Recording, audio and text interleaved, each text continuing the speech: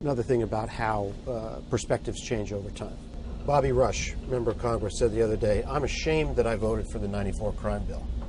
You ashamed of that bill? Not at all. And in fact, I drafted the bill, as you remember. I know that.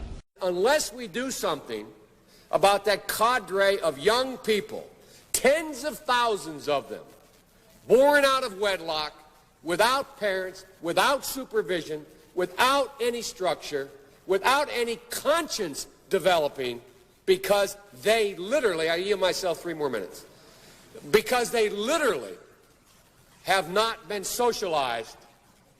They literally have not had an opportunity. We should focus on them now, not out of a liberal instinct for love, brother, and humanity, although I think that's a good instinct, but for simple, pragmatic reasons. If we don't, they will, or a portion of them will, become the predators 15 years from now. And, Madam President, we have predators on our streets that society has, in fact, in part because of its neglect, created. Again, it does not mean because we created them that we somehow forgive them or do not take them out of society to protect my family and yours from them. They are beyond the pale, many of those people. Beyond the pale.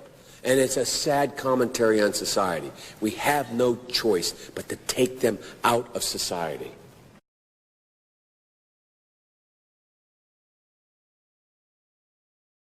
From the beginning, my vow has been to stand up for those who have been forgotten, neglected, overlooked, and ignored, and we stand up loudly and clearly in our nation's capital. My goal has been to give a voice to the voiceless and to make Washington see and hear those who have been made to feel silent and to feel invisible.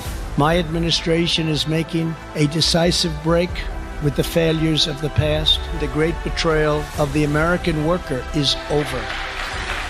After years of rebuilding foreign countries, we are finally rebuilding our country, renewing our cities, and securing our neighborhoods and protecting our own forgotten communities. Above all, we are putting our faith in the greatness of our people, the grace of our God, and the glorious power of redemption. And I really say this with great confidence, the best is yet to come.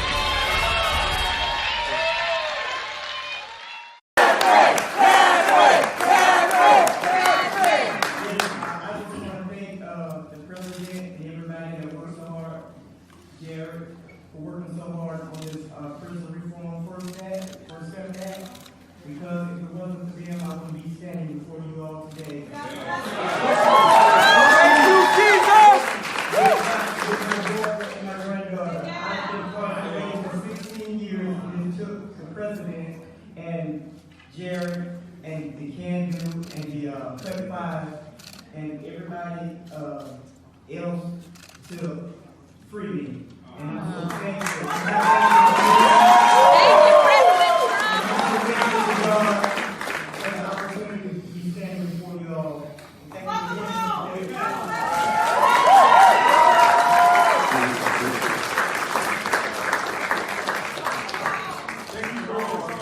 Thank you, President Trump. Thank you.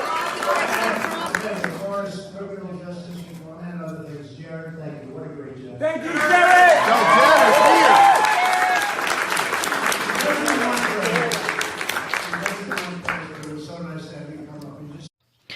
So many, like myself, have been displaced in the criminal justice system for so long. But I stand here today to say, because of the First Step Act, we're able to move towards the second step. I want to thank the President for giving me another leash on life.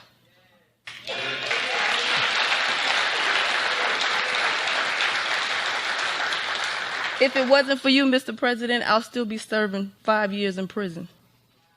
All right, that's good.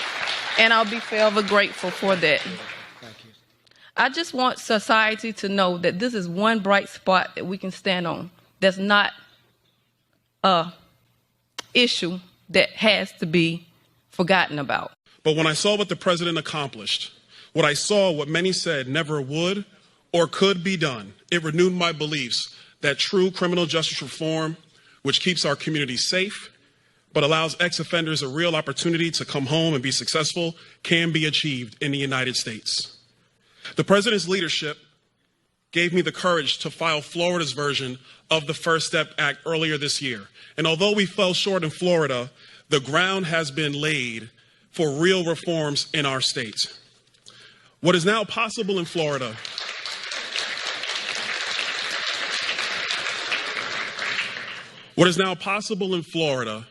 is only possible due to the vision, the courage, and the leadership of President Trump. The '94 crime bill was one of the most draconian pieces of legislation ever passed. For more than 20 years, that crime bill, which was passed by Democrats and Republicans, saw incarceration rates soar, especially in the Black community.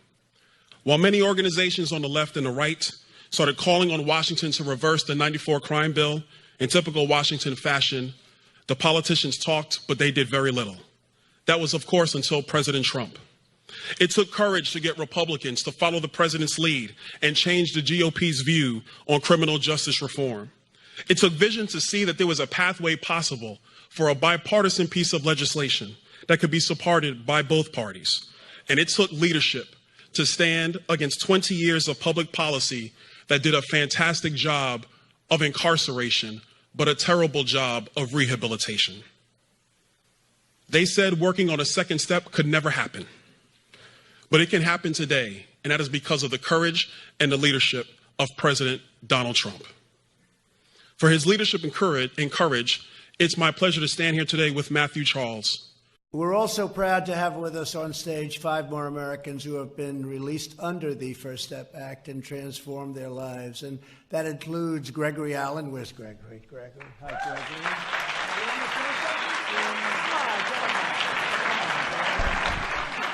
Gregory. Mine is real short. 2 months ago, I was in a prison cell, and I'm in the White House. Let's continue to make America great again.